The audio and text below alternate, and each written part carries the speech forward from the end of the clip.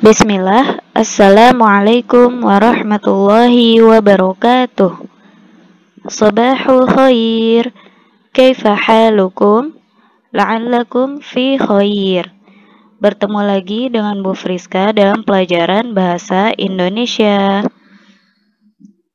Semoga anak-anak soleh sekalian selalu dalam lindungan Allah, tetap sehat selalu dalam mengikuti pelajaran hari ini.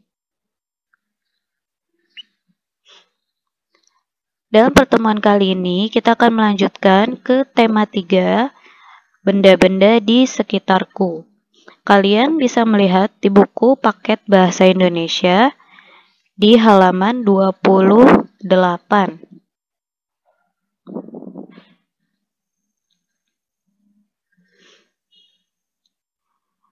Tentang benda-benda di sekitarku, ada 3 poin yang akan kita pelajari. Poin yang pertama, poin A, menggali informasi tentang konsep perubahan wujud benda dalam kehidupan sehari-hari. Poin B, menyajikan hasil informasi tentang konsep perubahan wujud benda dalam kehidupan sehari-hari. Poin C, menulis kalimat sesuai gambar. Sudah siap untuk belajar anak-anak soleh sekalian? Kalau sudah siap, kita akan lanjut. Poin yang pertama yang akan kita pelajari, poin A, menggali informasi tentang konsep perubahan wujud benda dalam kehidupan sehari-hari.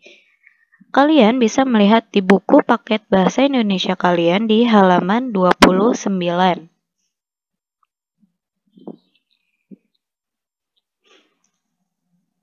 Nah, menggali informasi tentang konsep perubahan wujud benda, artinya kita akan mendapatkan teks atau paragraf atau sebuah cerita yang isinya tentang perubahan wujud benda.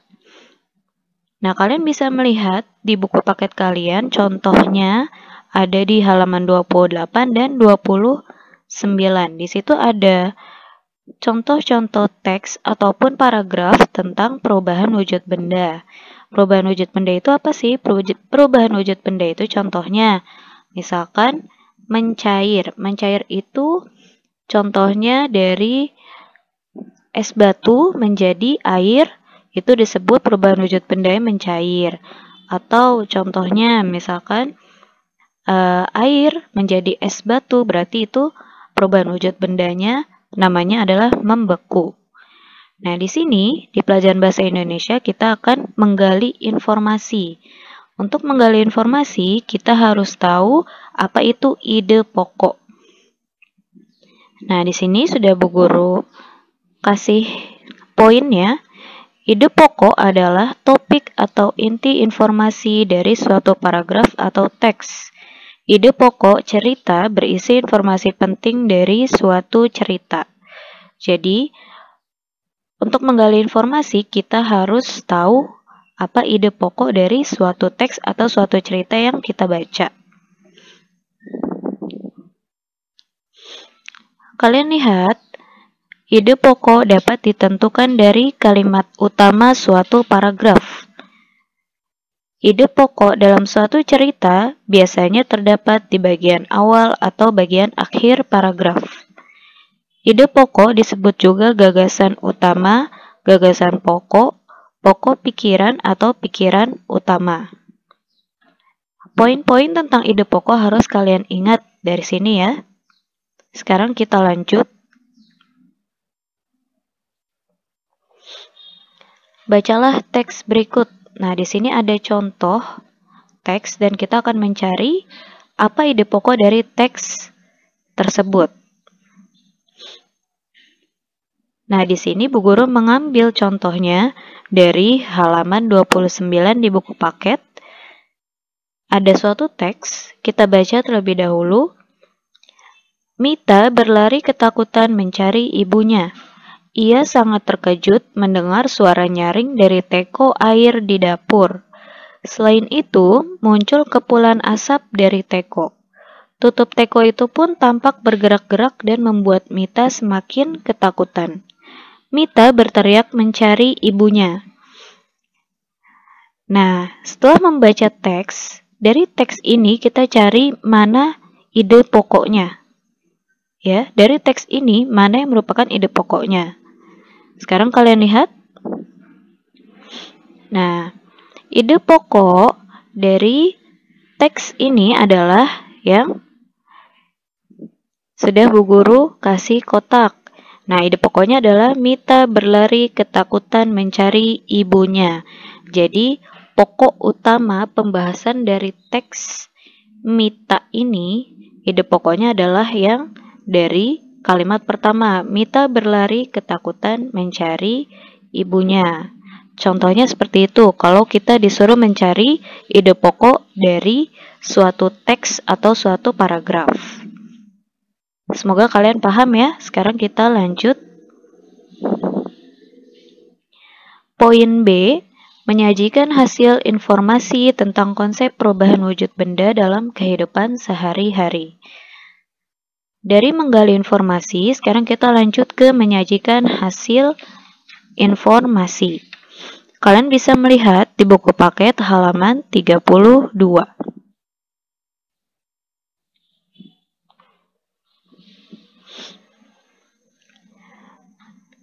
Untuk dapat menyajikan hasil informasi, kita harus tahu dulu tentang kalimat efektif dan kalimat baku. Kalimat efektif itu apa? Kalimat efektif adalah kalimat yang dibuat sesuai kaidah bahasa Indonesia yang baik dan benar, tidak bertele-tele dan mudah dimengerti. Jadi kalimat efektif adalah kalimat yang sederhana atau sesuai dengan kaidah bahasa Indonesia yang baik dan benar. Tidak kebanyakan kata-kata yang tidak berguna ya. Jadi kalimat efektif adalah kalimat yang betul-betul sederhana. Lalu ada kata baku. Kata baku adalah kata-kata yang sesuai dengan Kamus Besar Bahasa Indonesia. Kata baku bisa kalian lihat di Kamus Besar Bahasa Indonesia. Kata baku itu adalah kata-kata yang paten atau kata yang sesuai dengan Kamus Bahasa Indonesia. Nah, kalau kalian sudah mengerti tentang kalimat efektif dan dan kata baku, untuk menyajikan hasil informasi, kalian juga harus mencari ide pokok dan informasi penting di dalam teks atau paragraf yang kalian baca. Ya. Setelah ketemu ide pokok dan informasi pentingnya dari teks yang kita baca, setelah itu baru kita dapat menulis kembali menggunakan bahasa kita sendiri. Jadi, menyajikan hasil informasi adalah kita menulis kembali informasi atau laporannya dengan bahasa kita sendiri, dengan kalimat kita sendiri.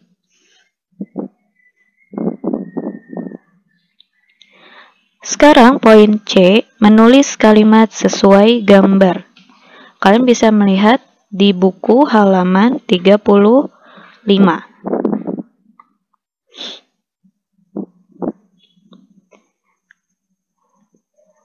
Untuk dapat menulis kalimat sesuai gambar sama dengan menyajikan hasil informasi. Kalian harus tahu dulu tentang apa itu kalimat efektif.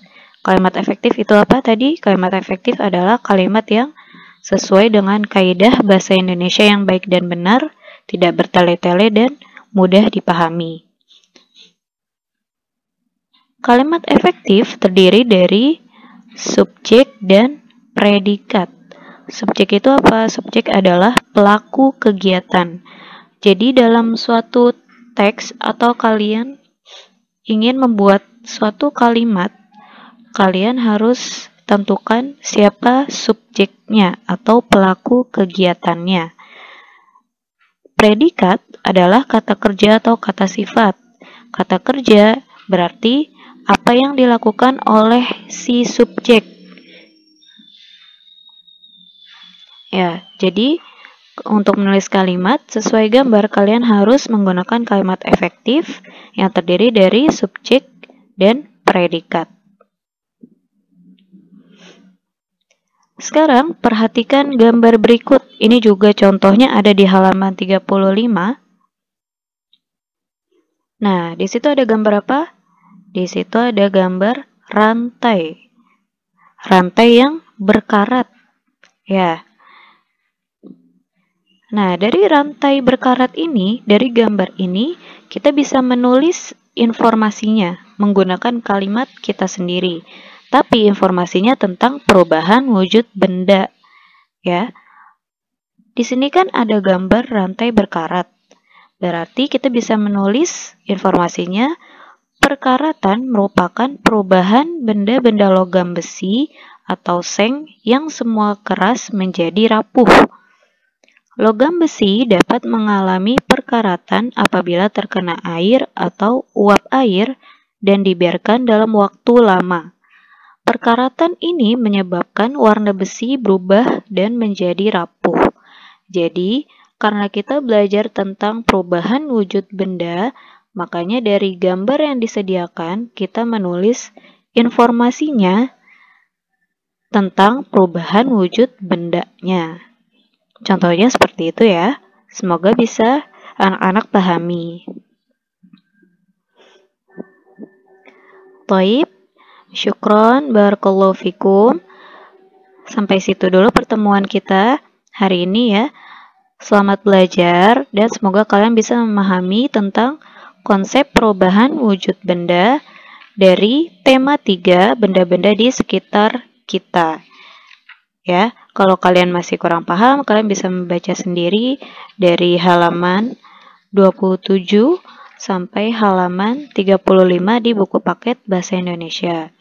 Untuk hari ini tidak ada tugas, jadi kalian memahami dulu tentang tema 3 benda-benda di sekitar kita ini ya. Kita bertemu lagi di pertemuan selanjutnya. Wassalamualaikum warahmatullahi wabarakatuh.